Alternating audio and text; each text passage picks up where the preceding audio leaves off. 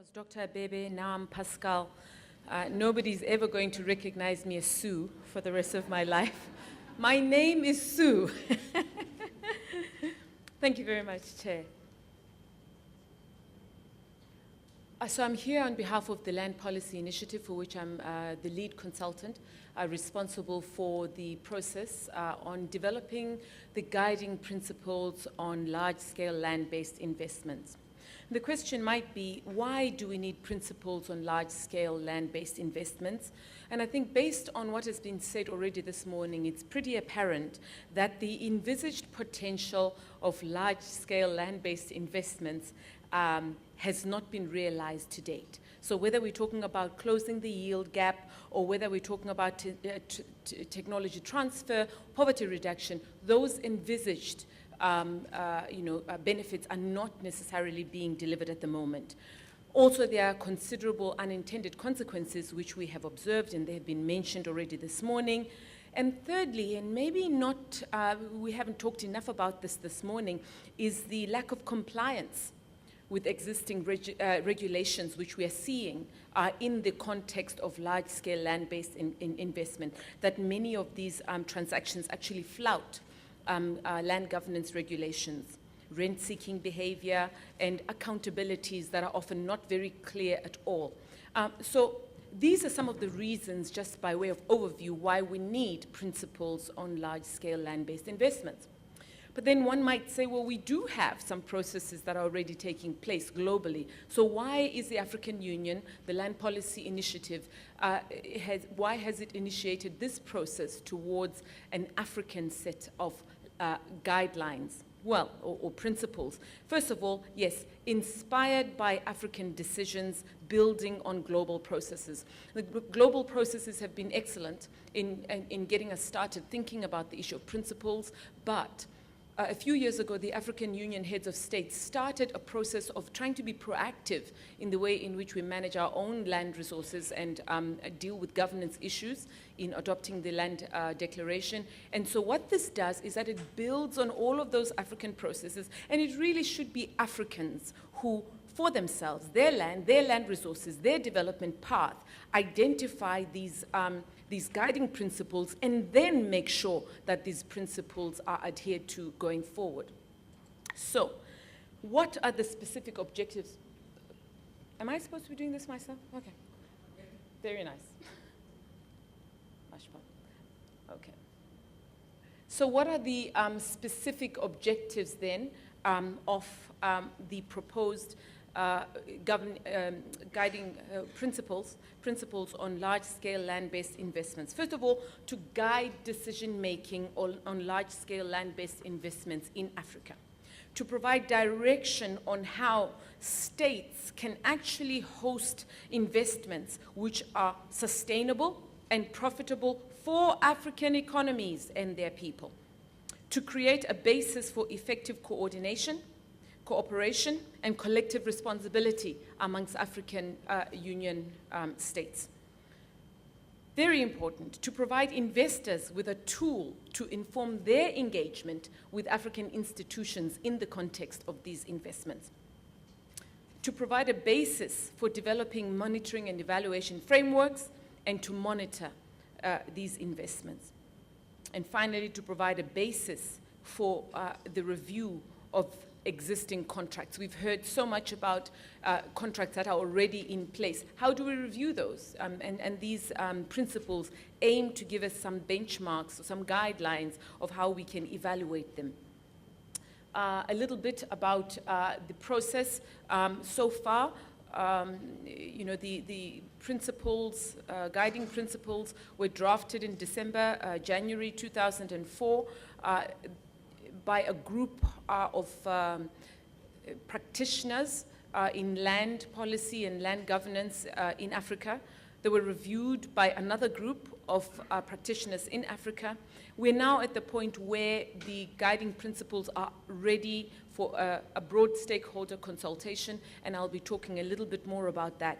But the intention is that these guiding principles will then be reviewed, validated, and adopted by land ministers next month in April. So we do have the whole of March for stakeholders across the continent to engage these principles and have their say, so that we can have a truly African-owned set of guiding principles on how we should be treating large-scale land-based investments.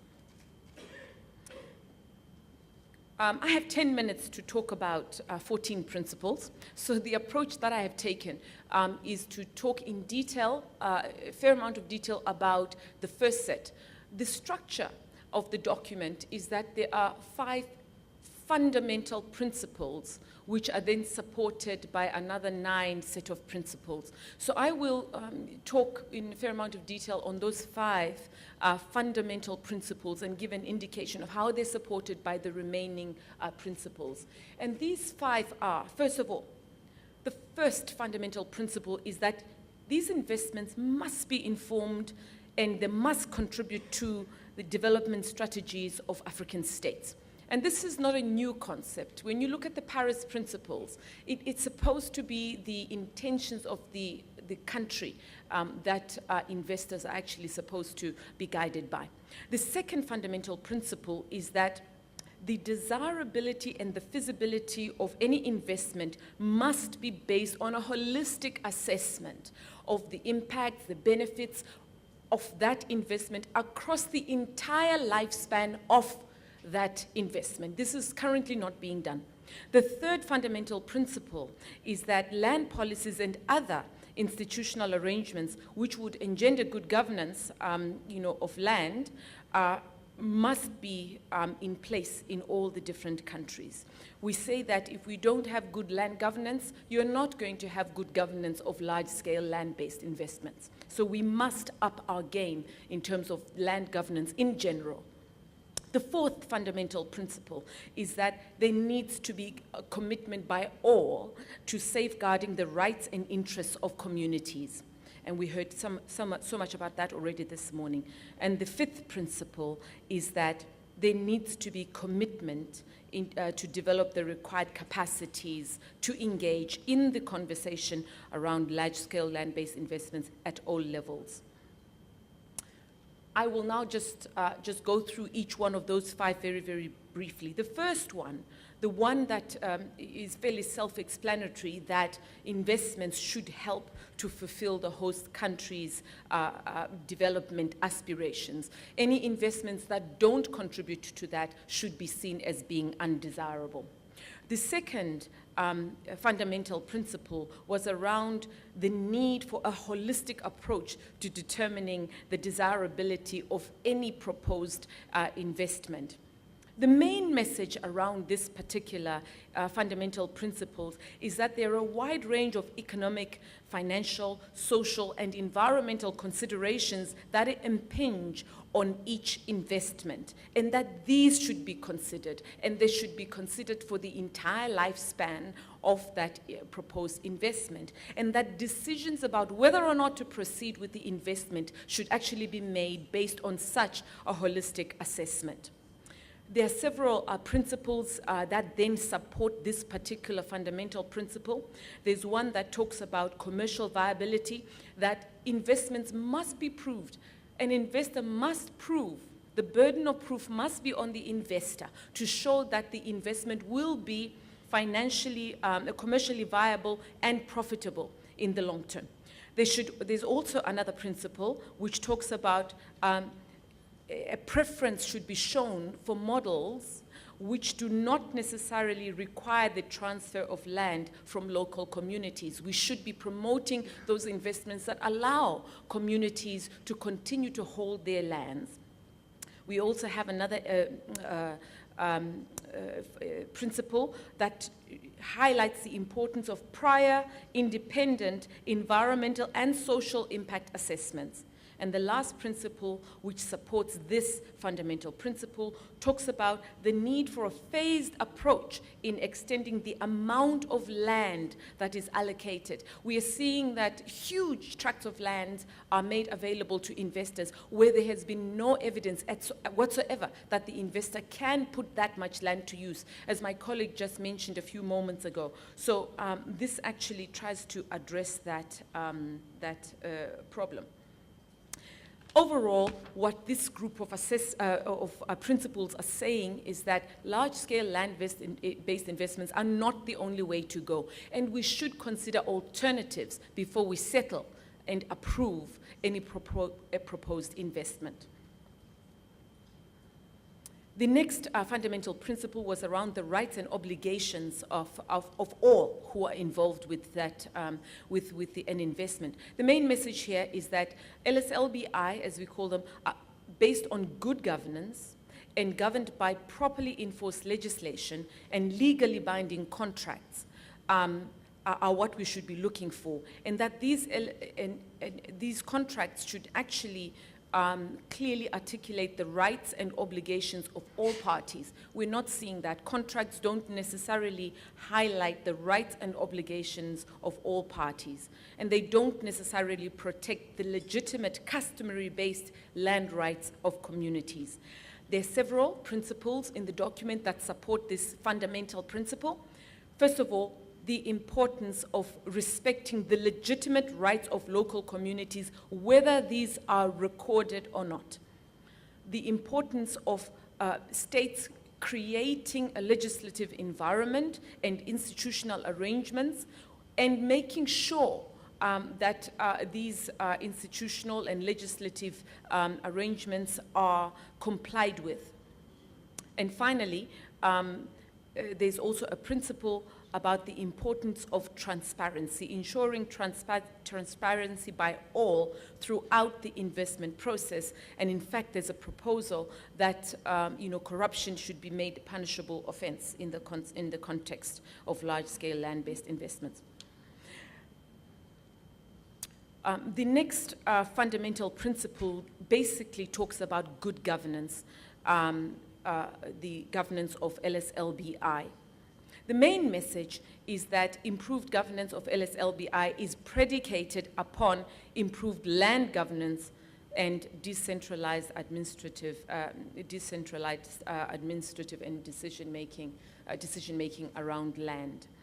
There are several principles, 4 principles in the document that support this fundamental principle. The first one is around the importance of effective and decentralized land administration systems as a prerequisite for good governance of LSLBI.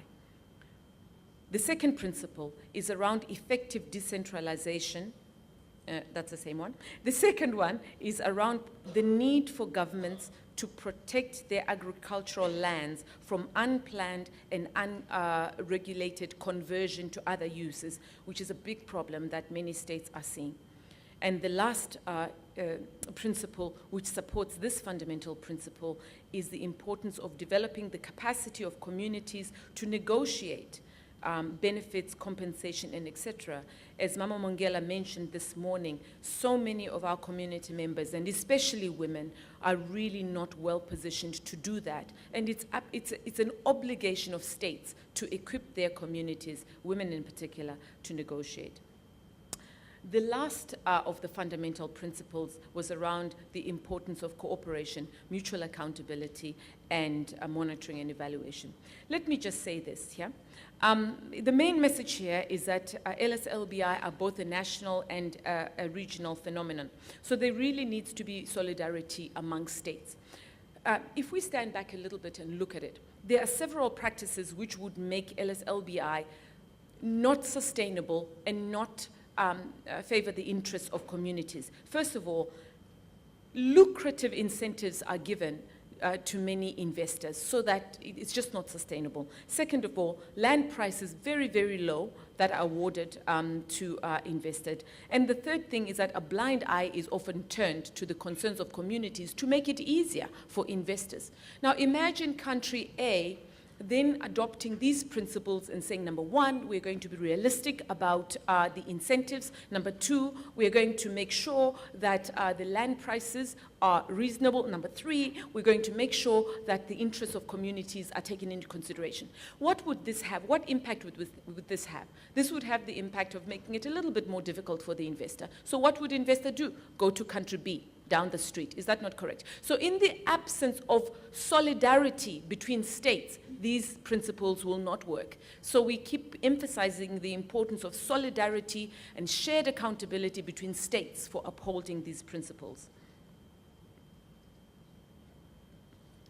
So what then about implementation? What are the next steps? Well, first of all, we've just entered a period of raising awareness and ensuring that there's a shared ownership of these principles among states. Some of you will have already received yesterday an email highlighting the fact that next week we will begin an e-consultation process.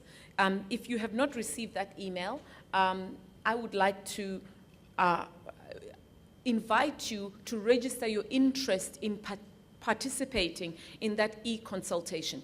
The entire document on the principles will be shared with you, and over a week we will have an e-dialogue, a discussion across the continent on the different aspects of this document. So if you've not received an email and you would like to participate in this process, then please register your interest at landpolicy@uneca.org. The second priority at the moment is to ensure that there is a solid evidence base and that there is, which will support collective learning.